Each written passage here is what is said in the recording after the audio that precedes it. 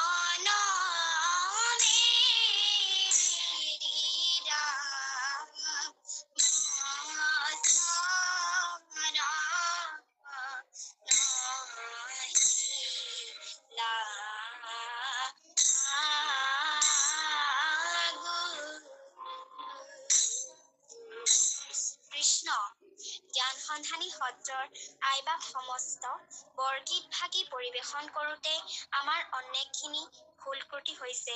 ভুলৰ মাৰ্জনা বিচাৰি আপোনাসৱৰ ওচৰত পুনৰবাৰ সেৱা ধৰিলোঁ। মোৰ স্বাস্থ্য বহুত বেয়া কৃষ্ণ। তথাপিও আপোনাসৱৰ আজ্ঞা শিৰোধাৰ্য কৰি মই এভাগি বৰগীত পৰিৱেশন কৰিলোঁ। কৃষ্ণ কৃষ্ণ কৃষ্ণ। হ'ব শুন চিয়াধৃতি, তোমাৰ ইমান সুন্দৰকৈ তুমি বৰগীত ভাগি আমাক শ্ৰৱণ কৰালা, অতি সুন্দৰ হৈছে। তোমাৰ স্বাস্থ্য অকমান বেয়া বুলি কৈছা, ভগৱন্তই তোমাক কৃপা কৰিব, কৰিও আছে। তুমি এইদৰে তোমাৰ সাধনা আগবঢ়াই নি থাকা। আমি আমাৰ সত্ৰৰ তৰফৰ পৰা আমি সমস্তৰে হৈ তোমাৰ কাৰণে প্ৰভু ভগৱন্তৰ চৰণলৈ আমি সেৱা ধৰিছো। ভগৱন্তই তোমাক কৃপা কৰিব। কৃষ্ণ কৃষ্ণ অৰ্থাৎ কৃষ্ণ কৃষ্ণ। বাপ সমস্যা মোৰ মাতটো শুনিছেনে বাৰু? কৃষ্ণ শুনিছেনে?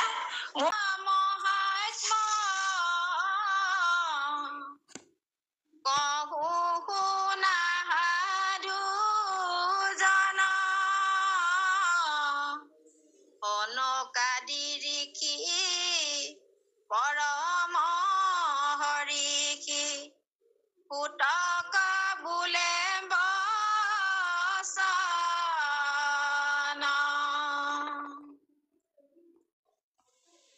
কৃষ্ণ হ'ব গোৱা, তাৰমানে একোট একোট গাবাই নম্বৰ। কৃষ্ণ গুণ যশ শ্ৰৱণ কৰিতে উৎসুক অতি মনত পৰম হৰিষে কৰন্ত বিদিত নামৰ মহিমা যত। কৃষ্ণ কৃষ্ণ মাধৱ মাধৱ। আমাৰ জন্মৰ সেৱাৰ থলী আজি এই জ্ঞান সন্ধানী সত্ৰত মহাপুৰুষ কৃপালু গুৰুজনৰ দ্বাৰা প্ৰণীত ভক্তি ৰত্নৰ আকৰ আমালৈ থৈ গৈছে। ভাগৱত আৰু নানা শাস্ত্ৰৰ পৰা হৰি ভক্তি হৰি নাম বিষয়ক, নামৰ মহিমা বিষয়ক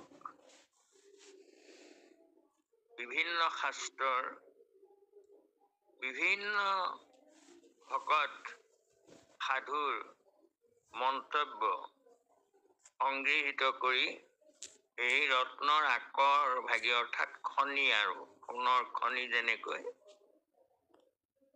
একে ঠাইতে থুপাই থৈ আমালৈ গৈছে, আৰু আমি সেই ৰত্নৰ আজি নাম ৰত্ন আমি সকলোৱে আনন্দৰে গ্ৰহণ কৰি আছো। আজি হৰি কীৰ্তন মাহাত্ম্য এয়া ইয়াত আৰম্ভণিতেই শব্দ এটা ভুলকে লিখিলে, অনন্তৰে হৰি নিৰ্গুণ মাহাত্ম্য। এই নিৰ্গুণৰ মাহাত্ম্য থাকিব পাৰেনে? তাৰমানে হৰি কীৰ্তনৰ মাহাত্ম্য হব লাগে। এইটো ওপৰত কৈছে হৰি কীৰ্তন মাহাত্ম্য, সেয়া ওপৰৰ শিৰোনাম সেইটো, আৰু পদত লিখিছে অনন্তৰে হৰি নিৰ্গুণ মাহাত্ম্য। কহো শুনা সাধুজন। নিৰ্গুণ মাহাত্ম্য থাকিবই নোৱাৰে, সগুণ হব লাগিব মাহাত্ম্য প্ৰকাশ কৰিবলৈ হলে। গতিকে সেইটো নিৰ্গুণ নহয়, কীৰ্তন মাহাত্ম্য। এইটো কিবা বিজুতিত মানে ভুলকে লিখা হৈছে। এতিয়া এই আমাৰ সাধাৰণতে এইবোৰ অৰ্থ বুজি নোপোৱা আমাৰ ভকতসকলে তেনেকৈ গাই আছে, আৰু কি কৰিব। কিন্তু অৰ্থটো প্ৰকাশ নহয়, এইটো নোলাই নহয় অৰ্থটো। নামটো আছে হৰি কীৰ্তন মাহাত্ম্য, আৰু ইয়াত কৈছে অনন্তৰে হৰি নিৰ্গুণ মাহাত্ম্য। এইটো নিৰ্গুণ নহয়, কীৰ্তন হ'ব লাগিব। সেইটো কহো শুনা সাধুজন, হে সাধুসকল, হৰি কীৰ্তনৰ মহিমাৰ কথা কম সকলো শুনা। শৌনক আদি ঋষি পৰমহৰ্ষি সূতক বোলে বচন। সূতৰ মুখ, তাৰমানে শৌনক আদি ঋষিৰ মুখেদি এই কথাখিনি প্ৰকাশ কৰিব। শৌনক আদি ঋষিয়ে পৰম আনন্দ মনেৰে সূতৰ ওচৰত নৈমিষাৰণ্যত ভাগৱত শ্ৰৱণ কৰিবলৈ আহি এইদৰে কৈছিলে যে কৃষ্ণ গুণ যশ শ্ৰৱণ কৰিতে উৎসুক অতি মনত, আমি বৰ হেঁপাহ কৰি বৰ আশা কৰি কৃষ্ণৰ গুণ যশ শ্ৰৱণ কৰিবলৈ আহিছো। পৰমহৰ্ষে কৰন্ত বিদিত নামৰ মহিমা যত। আৰু আনন্দ মনেৰে তেওঁলোকে নামৰ মহিমাখিনি কৈছে যে তেওঁলোক কিয় আহিছে তালে, যে সেই মহিমা মন্দিত ঈশ্বৰৰ নামৰ কথা শুনিবলৈ আহিছে। গতিকে তেওঁলোকে নিজে নামৰ মহিমাৰ কথা এয়া প্ৰকাশ কৰিব এতিয়া। কৃষ্ণ হয়, কৃষ্ণ কৃষ্ণ। শুনিও কাহুতা পৰম অদ্ভুত মহিমা হৰি নামৰ, পৰম দুৰ্গুৰ ইটো সংসাৰক পায়াছে যিটো নৰ, অশ্ৰদ্ধাৰে যদি শৰীৰ নামক কৰয় মুখে কীৰ্তন, এতে কতে সৈতে সংসাৰত হন্তে মুক্ত হোৱে সিটো জন। এয়া শুনিও সূত, হে সূত মহাশয়, আমি কিয় এই নাম শুনিব আহিছো এয়া শুনকচোন। যে পৰম অদ্ভুত মহিমা হৰি নামৰ, এই হৰি নামৰ মহা অদ্ভুত অৰ্থাৎ আচৰিত মহিমা। পৰম দুৰ্ঘৰ ইটো সংসাৰক পায়া আছে যিটো নৰ, যে যিসকল মানুহে পৰম দুৰ্ঘৰ এই সংসাৰ সাগৰখনত বাৰে বাৰে যিবোৰ মানুহে জন্ম হৈ আছে, পৰম দুৰ্ঘৰ ইটো সংসাৰ, এই সংসাৰৰ পাৰ পোৱাটো বৰ কঠিন। যিসকল লোকে এই সংসাৰত পৰি আছে বাৰে বাৰে জন্ম লৈ লৈ, অশ্ৰদ্ধাই যদি হৰিৰ নামক কৰয় মুখে কীৰ্তন, এতে কতে সদ্যে সংসাৰত হন্তে মুক্ত হৈ সিটো জন। এই সংসাৰত পৰি থকা লোকসকলে যদি অশ্ৰদ্ধায়ো শ্ৰদ্ধাহীন ভাৱেও হৰিৰ নাম কীৰ্তন কৰে, তেতিয়াও ততালিকে সদ্যে সংসাৰত হন্তে মুক্ত হৈ সিটো জন। তেওঁলোক এই সংসাৰৰ পৰা লগে লগে উদ্ধাৰ হয়। অশ্ৰদ্ধায়ে নাম ললেও তেওঁলোকে সংসাৰৰ পৰা উদ্ধাৰ হৈ যাব পাৰে। কৃষ্ণ হয়, কৃষ্ণ কৃষ্ণ। যাৰ নাম শুনি যম কালয় আদি শুয় আপুনি ভয়, হেনয় কৃষ্ণৰ কহিও চৰিত্ৰ, তুমি সুতম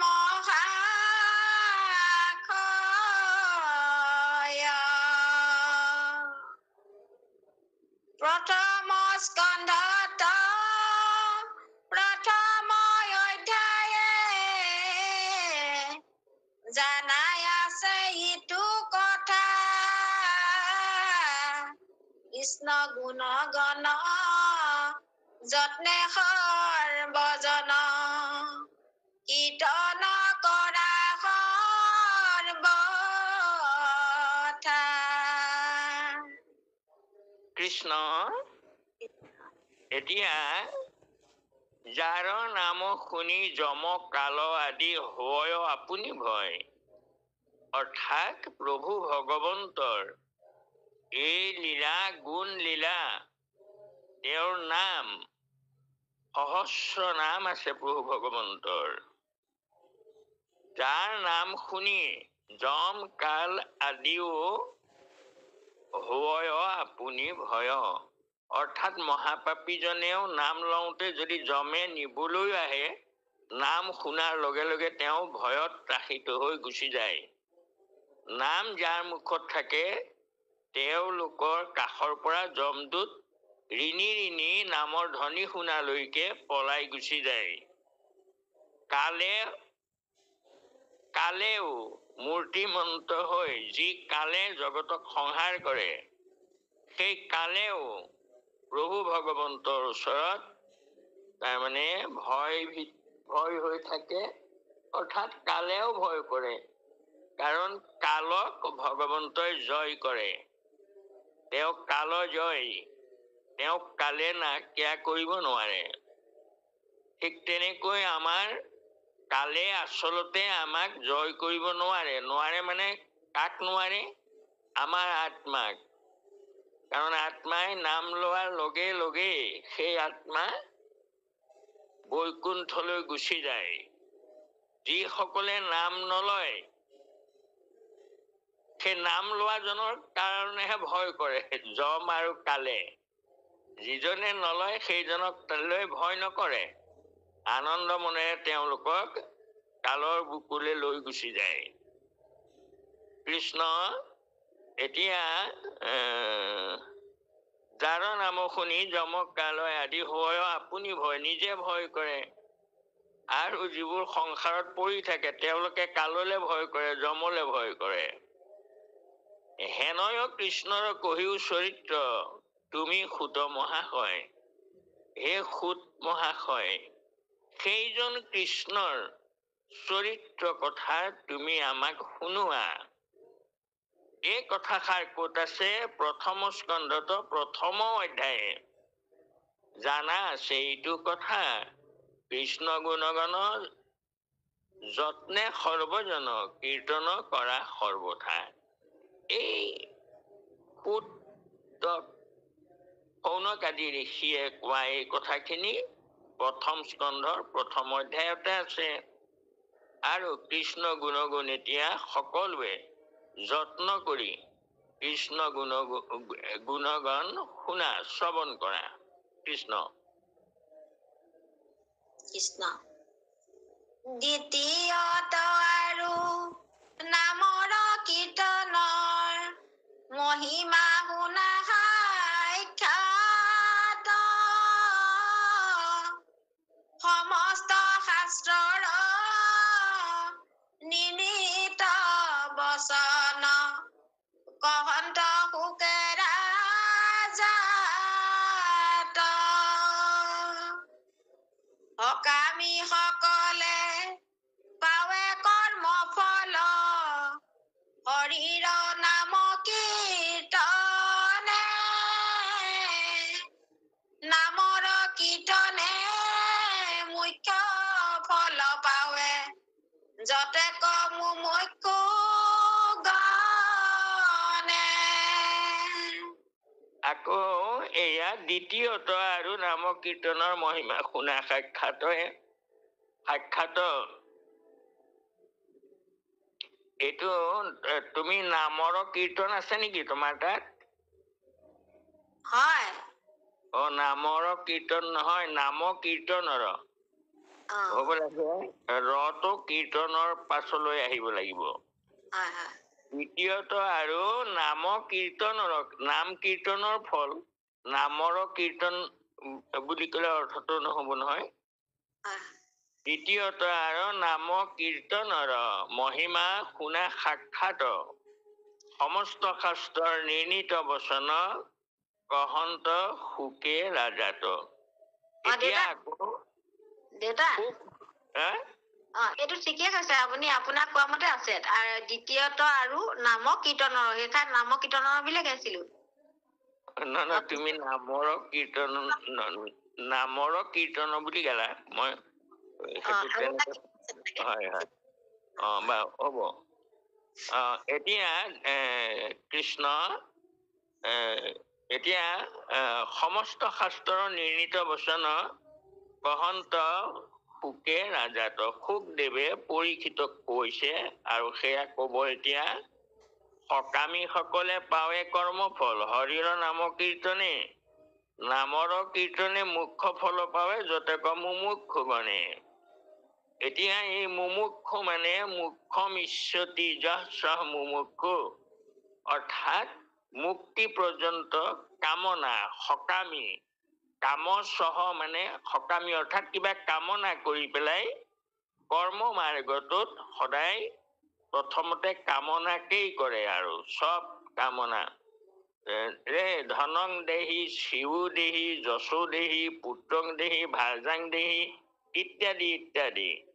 প্ৰতি কৰ্ম মাৰ্গৰ প্ৰতি থলা ঘিউ অগ্নিত দিওঁতে একোটা একোটা কামনাৰ কথা প্ৰকাশ কৰা হয়। গতিকে সেইকাৰণে সেই শেষৰ কামনাটো কি হবগৈ পাৰে? আৰু ধন দৌলত এইবোৰ শৰীৰৰ সুখ, এইবোৰ সকলো কামনা কৰি কৰি আটাইতকৈ শ্ৰেষ্ঠ কামনা হল মুক্তি কামনা, মুখ্য। কিন্তু ভকতে মুখ্য পৰ্যন্ত কামনা কৰি স্বাৰ্থ সিদ্ধিৰ কাৰণে ঈশ্বৰৰ নাম লব নালাগে। গতিকে নাম নিষ্কাম ভাৱে ভগৱন্তৰ নাম লব লাগে। অৱশ্যে নিষ্কাম ভাৱে নাম ললেও তেওঁৰ কামনা ভগৱন্তই নিজে নিজে পূৰণ কৰি থাকে। নাম লৈ থাকিলে মুকুতিৰ লগতে ভুকুতিও মিলে, ভোগো মিলে, কিন্তু ভকতে কামনা নকৰে। দিব্য ভোগ যতে ক আপুনি লৈ লাগ, বৈষ্ণৱ বলিৰ তাত নাই অনুৰাগ। প্ৰহ্লাদে নিবিচাৰোতেও কলে ভোগভুঞ্জি পুণ্য কৰাক হয়, তথাপিতো ইটো মনন্তৰ হৈয়া থকা দৈত্যৰ ঈশ্বৰ। অৰ্থাৎ নুখুজিলেও নামৰ প্ৰভাৱত সকলো ভকতে পায় কৃষ্ণ। এতিয়া সকামী সকলেও পায়, তাৰমানে কামনা কৰে যে ভকতে বাঞ্চিলে ফল দিবাক লাগয়, স্বভাৱ ইটো কৃষ্ণৰ। সেয়া কৃষ্ণৰ স্বভাৱে, ভকতে বাঞ্ছা কৰিলে পায়। কিন্তু এই দুবাৰ তিনিবাৰ মান দিয়ে, আৰু তাৰ পিছত আকৌ কেনেবাকৈ ভকত যদি হয় তেতিয়া তেওঁক আৰু নিদিয়ে, অৰ্থাৎ নামহে দিয়েগৈ আৰু পিছত। কৃষ্ণ কৃষ্ণ কৃষ্ণ। মুক্ত সকলৰ এহি মানে ফল, হৰিৰ নাম কীৰ্তন। প্ৰমাণত পূৰ্ণ প্ৰমাণ নাহিকে, কহিলো নিস্তে বচন।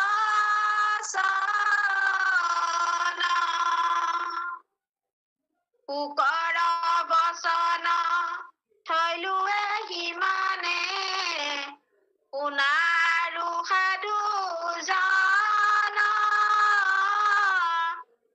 তৃতীয় স্কন্ধত নৱম অধ্যায়ে, বুলন্ত ব্ৰহ্মা বচন। আৰু যিসকল মুক্ত হৈ যায়, জীৱনতে মুকুত হৈ যায়, সেই মুক্ত সকলৰো এহি মানে ফল হৰিৰ নাম কীৰ্তন। তেওঁলোকেও মুক্ত হৈ বিচাৰে ঈশ্বৰৰ নাম কীৰ্তন কৰিবলৈ, মুক্ত হৈ বৈকুণ্ঠতো ঈশ্বৰৰ নাম লবলৈ বিচাৰে। আৰু সেয়াহে মুক্ত সকলৰো ফল। প্ৰমাণত পূৰ্ণ প্ৰমাণ নাহিকে, তাৰমানে প্ৰমাণ, ইয়াৰ আৰু সুকীয়া প্ৰমাণ বিচৰাৰ প্ৰয়োজন নাই। শুকৰ বচনত থৈলো এহি মানে শুনা আৰু সাধুজন। এতিয়া শুকৰ বচন সামৰিছে ৩য় স্কন্ধত ৯ম অধ্যায়ত ব্ৰহ্মাই কব কিবা, সেয়া আমি এতিয়া শুনিম। কৃষ্ণ। কৃষ্ণ। জন্ম কৰ্ম আদি একো নাহি কয়, যিটো কৃষ্ণ দেৱ তাৰ, আন ইটো মানে বিড়ম্বনা মাত্ৰ, গুণ কৰ্ময় অৱতাৰ।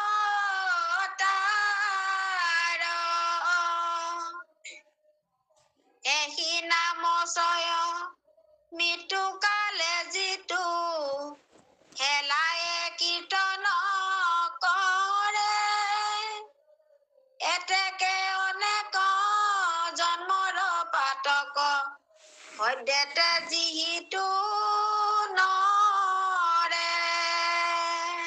কৃষ্ণ। জন্ম কৰ্ম আদি একো নাহি কয়, যিটো কৃষ্ণ দেৱতাৰ।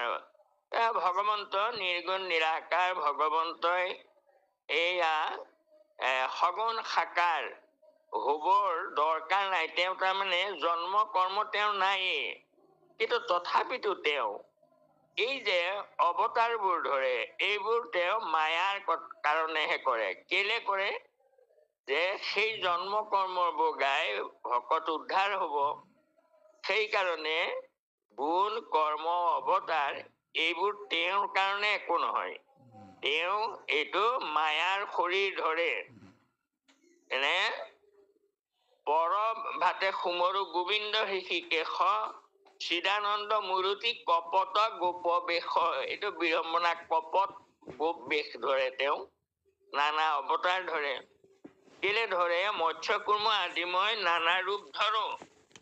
মই গোসাই জানো মাছ হয় কিবা, গোসাই জানো গাহৰি হব লাগে, কিন্তু এইবোৰো হৈ যায়। একেবাৰে সংসাৰ নথকা নৰসিংহ, তাৰমানে দুটা গোট খাই এটা হৈ পেলাই অৱতাৰ ধৰে। সেইবোৰ তেওঁৰ মায়া। সেই ৰূপটো তেওঁ কিয় ধৰে? তেওঁৰ গুণ প্ৰচাৰ কৰিবৰ কাৰণে। মৎস্য কুৰ্ম আদি মই নানা ৰূপ ধৰো, ভকতে যিমত বাঞ্ছে সেই কৰ্ম কৰো। সৃষ্টি কৰিবৰ হল, বসুমতী গৈ পাতালত আছে, আৰু ব্ৰহ্মাই চিন্তা কৰিছে কেনেকৈ আহিব এতিয়া, প্ৰভুৱে উদ্ধাৰ কৰি দিয়ক। এইদৰে ভাবোতেই তাৰমানে সেই বৰাহ ৰূপ লৈ পেলাই উদ্ধাৰ কৰি, বসুমতী উদ্ধাৰ কৰি আনিলে। ভকতে বাঞ্ছা যি কৰে সেয়াকে তেওঁ সাধন কৰে। গতিকে এইবোৰ তেওঁৰ অৱতাৰ লীলা, এইবোৰ তেওঁৰ নিজৰ নাই। নিজে তাৰ পৰা একো আনন্দ পাবলগীয়া তেওঁৰ নাই। তেওঁ লীলা কৰে ভকতৰ জগতৰ মুক্তিৰ কাৰণে। তেওঁৰ আনন্দ সেইটোৱেই। তেওঁৰ নাম লৈ জগত উদ্ধাৰ হয়। তাৰ কাৰণে তেওঁ নানা অৱতাৰ ধৰে, আৰু তেওঁ কামনা নাই তাৰমানে একো। পূৰ্ণ কাম বুলি কয়, যিটো পূৰ্ণ কাম ভোগে নাহি ইচ্ছা। তেওঁ এই গুণ কৰ্মবোৰ যে কৰে, এইবোৰ তেওঁৰ কাৰণে নকৰে, জগতৰ মংগলৰ কাৰণে কৰে। তেওঁৰ কাৰণে এইবোৰ মায়া বিড়ম্বনা। কৃষ্ণ। সেহি নামচয় মৃত্যু কালে যিটো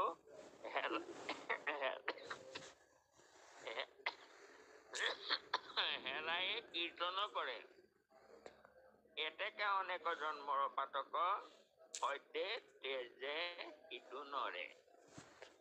এতিয়া সেই নাম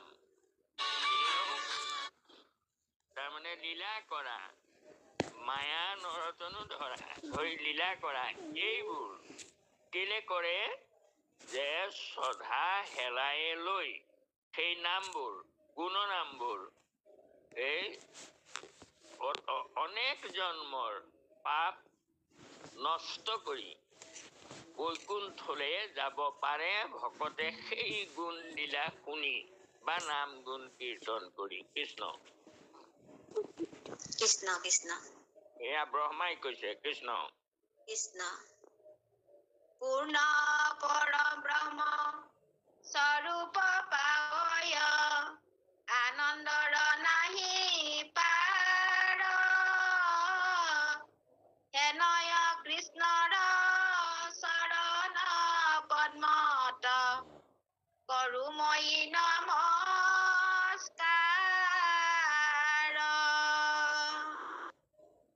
ব্ৰহ্মাৰ বচন থৈলোৱে সিমানে শুনা আৰু তৃতীয়ত কপিলৰ আগে দেৱকুটি বাক্য ৩৩ অধ্যায়ত পূৰ্ণ পৰম ব্ৰহ্ম তেওঁ পৰম ব্ৰহ্ম বুলি কয় স্বৰূপ পাৱয় সেই পূৰ্ণ ব্ৰহ্ম পৰম ব্ৰহ্ম স্বৰূপ পাই যি নামৰ দ্বাৰা যিসকল ভকতে নাম লয় আনন্দৰ নাহি পাৰ তেওঁলোকৰ আনন্দৰ সীমা নাই হেনয় কৃষ্ণৰ চৰণ পদ্মত কৰো মই নমস্কাৰ সেইজন প্ৰভু ভগৱন্তৰ চৰণত মই নমস্কাৰ কৰো বুলি কৈছে ব্ৰহ্মাৰ বচন থৈলো এহি মানে শুনা আৰু তৃতীয় স্কন্ধ তেতিয়া কব কপিলৰ আগত দেৱহূতিয়ে কব ৩৩ অধ্যায়ত আছে এয়া কথা ইমানতে ব্ৰহ্মাৰ বচন সামৰিলে আৰু এতিয়া কপিলৰ দেৱহূতিয়ে কপিলৰ আগত কব কৃষ্ণ বুলন্ত গোসাঁই তোমাৰ নামক আকস্মিতে মনে স্মৰে শ্ৰৱণ কীৰ্তন কৰে কদাচিতো নুহিবা আদৰ কৰে কুকুৰক খায় হেনয় চণ্ডাল শুদ্ধ হুৱে আতিশয় হোমপান কৰে যিটো মহাযজ্ঞ তাক প্ৰতিযোগ্য হয় এয়া বলন্ত গোসাঁই দেৱহূতিক কৃষ্ণ কৃষ্ণ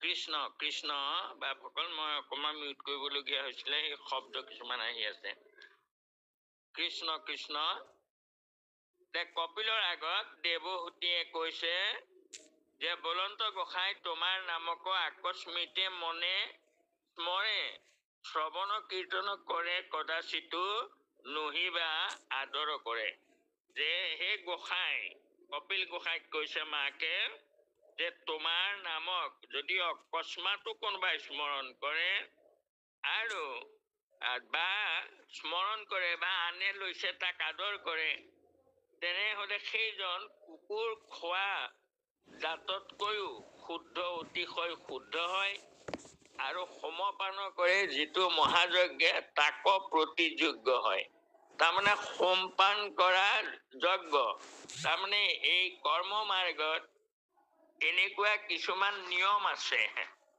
যে আগতে হোম নিদিলে হোমটো খুৰা সেই হোম তাৰমানে দেৱতাবোৰক হোমপান কৰাই আহুতি দিয়ে আৰু সেই কথাটো ভাৰতবৰ্ষত চলি আছে যে হোমটো তাৰমানে খুৰা হয় আৰু সেই খুৰা তাৰমানে নহলে যজ্ঞ নহয় আনকি পিতৃ শ্ৰাদ্ধটো আপোনাৰ হোমৰস দিবলগীয়া ব্যৱস্থা আছে এইটো আমাৰ শুক্ল যজুৰ্বেদৰ 19 অধ্যায়ৰ বোধহয় 36 নম্বৰ শ্লোক হ'ব নেকি মই এইটো পাহৰিছো বাৰু এইবোৰ তাতো উল্লেখ আছে পিতৃযজ্ঞটো হোম ব্যৱহাৰ কৰিছিলে আৰু সেই পৰম্পৰাটো আজিও চলি আছে স্বাধীন ভাৰতত যেতিয়া মদ নিবাৰণী আইন তৈয়াৰ কৰা হৈছিলে তেতিয়া আমাৰ কামাখ্যাৰ গোসানীক তাৰমানে দিবৰ কাৰণে এবছৰত 26 গিলান মদ মঞ্জুৰ কৰিছিলে চৰকাৰে। তাৰমানে কামাখ্যা দেৱী মদ নহলে তেওঁলোকৰ নহয়। গতিকে সেই সময়ত আকৌ কি আছিলে, তাৰমানে পৰম্পৰাটো তাৰ পৰাই লাগি আহিলে যে সোমৰস দেৱতাক দিয়ে, আহুতি দিয়ে, আৰু পিছত সেই সোম ৰস পান কৰি, সুৰা পান কৰি, তাৰমানে যদুকুলটো ধ্বংস হৈ গৈছিলে।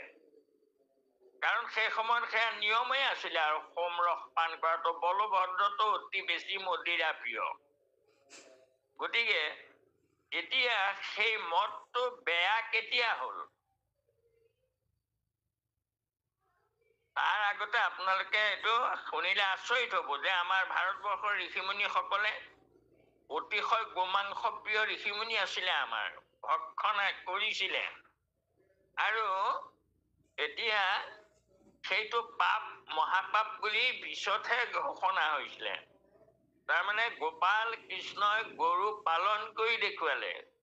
তাৰ পৰমাৰ্থিক তাৎপৰ্য হ'ল এইটো যে মানুহ কৃষিজীৱী হ'ল।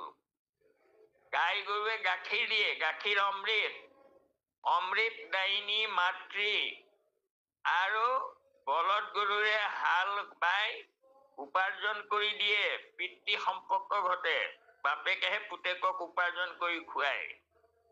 গতিকে সেইকাৰণে গৌ পিতা গৌ মাতা হৈ গল। কৃষ্ণই নিজে গোপাল নাম লৈ গৰু চৰাই দেখুৱালে। আৰু তেতিয়া আকৌ সেই কৃষ্ণৰ যদুকুলটো কিন্তু সেই বৈদিক নিয়ম থকা সোমৰস পান কৰি পাগল হৈ যদুকুলটো ধ্বংস হৈ গল। গতিকে সেইকাৰণে এইটো ব্যৱস্থা কৰা হ'ল। আগতে তাৰমানে লিখা আছে শাস্ত্ৰত, গোমাংস পৰ্যন্ত পিতৃশ্ৰাদ্ধত দিয়াৰ কথা আছিলে। প্ৰেত উদ্দেশ্যি গামপেকো ঘ্নতি বুলি উল্লেখ আছে শাস্ত্ৰত, তাৰমানে সেই সময়ৰ শাস্ত্ৰবোৰত। তাৰপিছত গো মাংস নেখালে ব্ৰহ্মতত্ত্ব প্ৰাপ্তি নহয়, এনেকুৱা কথাও লিখা আছে। গতিকে এতিয়া প্ৰশ্ন হ'ল যে সেইবোৰ এটা সময়ত বিধান কৰা হৈছিলে, সেয়া পৰম্পৰা ৰক্ষা হৈ আহিছিলে। কালক্ৰমত যে সেয়া হি মধ্যাত বিনশ্যতি, এইটো প্ৰমাণিত হ'ল। স্বয়ং যদুকুলটোৱে মদ খালে জ্ঞান নষ্ট হয়।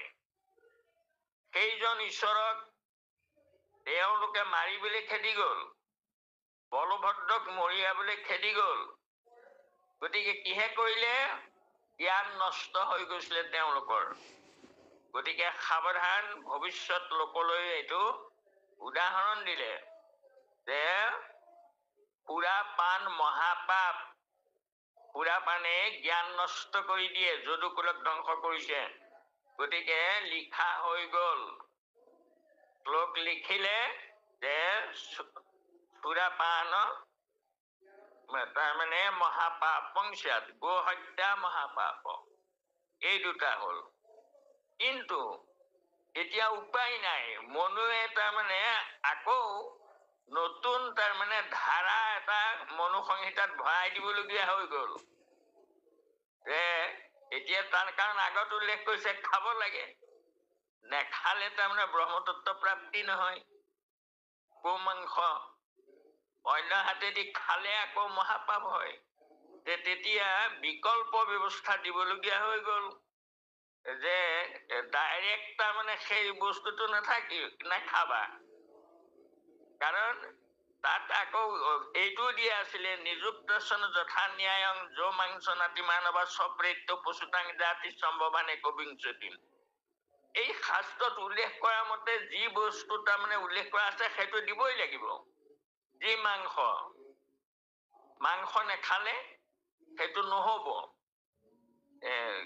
তাৰমানে তেনেকুৱা বিধান আছে, ক'ত কি মাংস দিব লাগে সেইবোৰ মই নকওঁ বাৰু এতিয়া। পিছে এতিয়া যদি সেইটো নকৰে, মাংস নাতি মানে স্বপ্ৰেত্য পশুতাং জাতি, সেই মানুহটো যিটোৱে নিদিয়ে, তাৰমানে যজ্ঞত দিব লাগে সেইটো, যিজনে নিদিয়ে সেইটো বোলে মৰাৰ পিছত 21 জন্ম সেই পশুটো হ'ব। তাৰমানে তেনেকুৱা বিধান হৈ গ'ল। নিযুক্ত সন যথানিয়াং জমাং সনাতি মানৱ সপ্ৰাপ্ত পশুতাং জাতি সম্ভৱান একবিংশতি এইবোৰ মনুসংহিতাত লিখা আছে। মই তাৰ পৰাই কৈছো এইটো কথা। গতিকে এতিয়া সেয়া যেতিয়া নিৰ্দিষ্ট কৰি দিছিলে মনুৱে, এতিয়া আকৌ খালে মহাপাপ হয়। তেতিয়া কি কৰিব? তেতিয়া বিকল্প ব্যৱস্থা দিলে। সেই বিকল্প ব্যৱস্থাটো কি? যে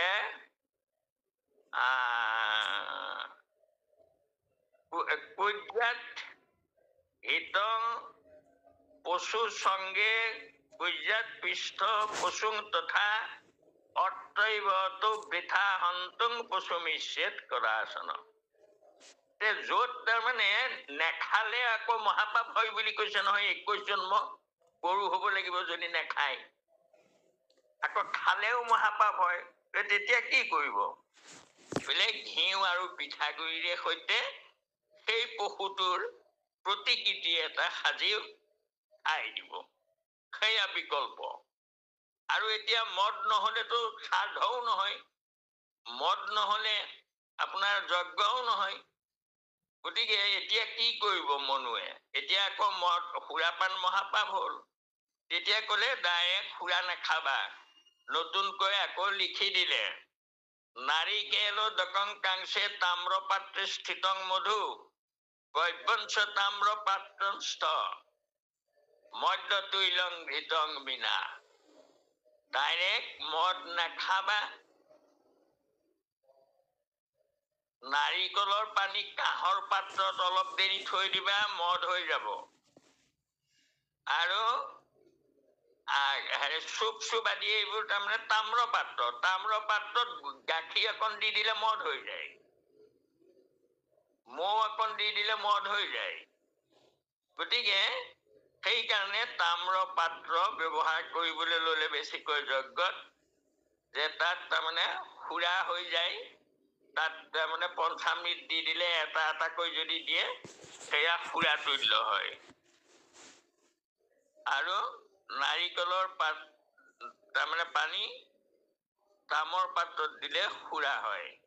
বা যে কি নহওক বাপ বান্ধৱ আই সমস্ত, এই আমাৰ তাৰমানে ঘৰলৈ আমাৰ ওচৰৰ খ্ৰীষ্টিয়ান মানুহখিনি আহিছে। তেওঁলোকে আপোনাৰ হুঁচৰি গাব এতিয়া মোৰ চোতালত। তেওঁলোকে 3 দিন 4 দিনৰ আগত কৈ গৈছে। গতিকে বাপ সমস্ত তেওঁলোকে আহি পালেই ঢোলৰ শব্দ মই শুনিছো। গতিকে আজিৰ কাৰণে আমি পাঠ মই ইমানতেই সামৰিছো। কাৰণ এতিয়া এই ঢোলৰ হুলস্থুল হ'ব। গতিকে আজিৰ বাবে ইমানতে 200 কিমান পালোগে আমি? কম পান নহয় নে? এইটো হলগৈ 283। 283 হৈ গ'ল। এই ইমানতে আজিৰ বাবে সামৰি দিছো। আৰু মই মিউট কৰি পেলাই আৰু আপোনালোকৰ কথা শুনি থাকিম। গতিকে এইখিনি আমি লৰালৰিকৈ মই তাৰমানে কৰিছো। এয়া মাধৱ এখন থাকি